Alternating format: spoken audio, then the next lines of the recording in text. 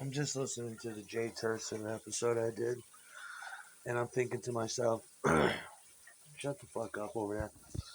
Yeah, I think that's one of my besides the Italia Deville. Jay Turser also made their own designs. Yeah, suck my dick over there. Stop mumbling. Here, let me keep starting again for the piece of shit. Besides the Italia Deville, I'm getting another one in black, I think. Because I was just listening to the Turser episodes and thinking about the Italia and thinking about a Mozart. Besides the Italia Deville, I think my favorite guitar of all time was the J. Turser Surfcaster. It was one of their proprietary designs because they also design guitars. Um, and they did everything with a retro flair. It's probably the greatest guitar I've ever had. It had three soap bar pickups in it, and it had a toggle switching and on off switching, little black switches on the top. So, and the whole guitar was wired in some kind of strange phase where you would get multiple sounds out of it because it's three white soap bar pickups. I love soap bars. They're my favorite Gibson type pickup.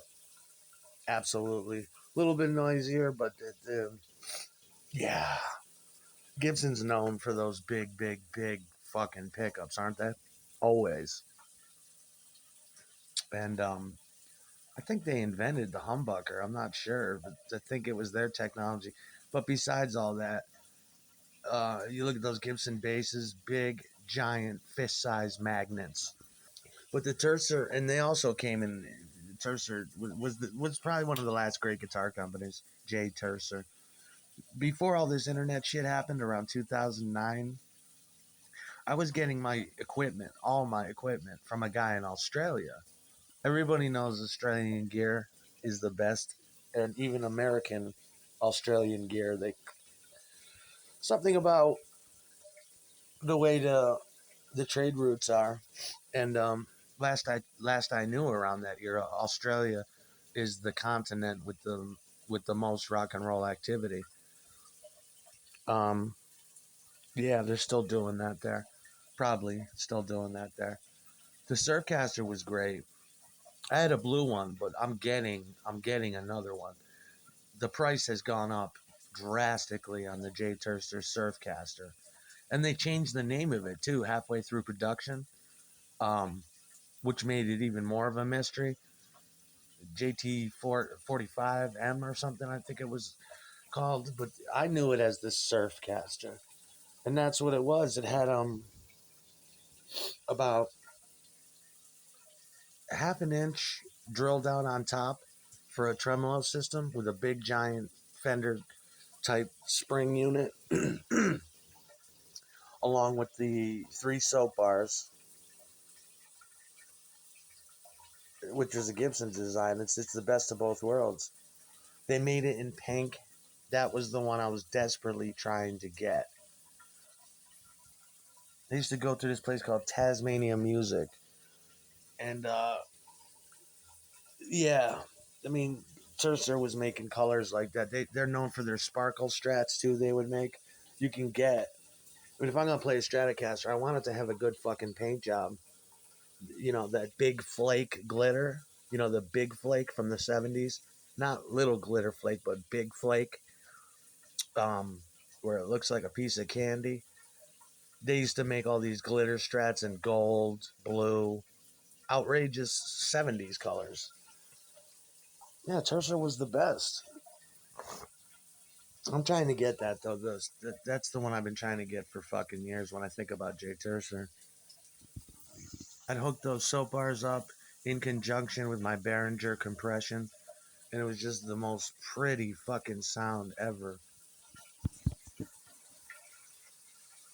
I think the guitar retailed at $450.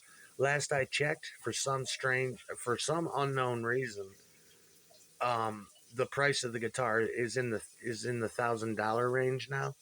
It's fucking ridiculous. I know I can find it for cheaper. But I was trying to track one down for a long time. I was on the phone to Tasmania and um, the retail outlet here. I forget where they were located. And they made so many guitars that their record keeping was strange. I'd get on the phone with them and they were just producing seas of fucking guitars. They would always be like, Surfcaster, which one's that? I'm like the one with the three P90s, the P90 soap bars in the tremolo. I took that up. My last memory of that is sitting out back in my mother's patio with my sister, and I was taking it apart for maintenance, and I was filming it, how to put it back together, but the film broke, and I never got to put it back together. It's my favorite fucking Turser. I gotta go get some weed today. I'm gonna come home with a. I decided today I'm gonna get different brands and bring it home instead of being stuck with one brand. I mean, they stopped producing all these great things like Mooger Fooger pedals. Remember that Mellotron pedal that came out? That was kind of weird, kind of cool. I never got one of those.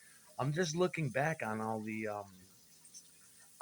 shit. Remember Dan Electro? How great they were when they came back in the '90s in the millennia around '99 2000.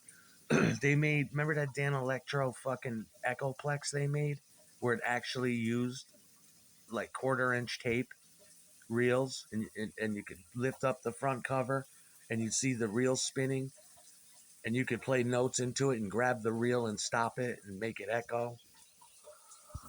The reverse backtalker pedal, Dan Electro, this shit was fucking great. Reverse guitar, the sitar pedal. I was just looking at the one on Robbie's wall, the Dan Electro Electar. That thing's great too. If you can get a you can still Dan Electro was making one recently where it had sympathetic strings on the side. Oh yeah, I gotta get back into my gear, man. I don't want people knowing what I'm doing. All those chip pedals, like chipsets, SID chip sounds, Nintendo 8-bit crushers. You know, I mean, do they still make that shit anymore? I want to, when I play guitar. Sometimes I don't even want it to sound like a guitar. You know, when I play bass in the band though, in my next band, I want to use that Nintendo bass. I love that shit. It sounds somewhere between an old school Mini Moog and a Nintendo, an NES chip. You need to get these crackheads away from me chanting shut up next to me when I'm talking about music. Always when I'm talking about drums or music, it's ridiculous. The fuck do they know about it? Yeah, that's Dominic in that video that I was watching last night. He's great, isn't he? I mean, that's what it was like going to a Dirty Face show. It just had that. It's kind of like seeing a miserable show. It's similar to me because we even play alike. He takes this solo during Dare Prudence, and I'm like, that sounds like me. And it's pretty creepy because I don't remember him playing like that, taking the third of the scale and shit. But I mean, I remember it was Beatles, Beatles, Beatles with him too. I miss fucking Dom. He was great. Big Lennon fan, big Beatles fan. You know, he was an ex. At 9 years old, he had me playing Ticket to Ride and Day Tripper. I thought I was the greatest fucker alive, and I kind of was. It took me about 5 years to get it down though. But yeah, that's at that club across the street from QE2 that I can't remember the fucking name of. But yeah, that was the place everybody used to go over there to go swing dancing and shit. That was big in the 90s. Got to see Dom again though. He was great. I remember him with this big red skunk stripe down his head, rat tail, pollywog, earring, looked like a spermazoa. His knitted Batman tie that was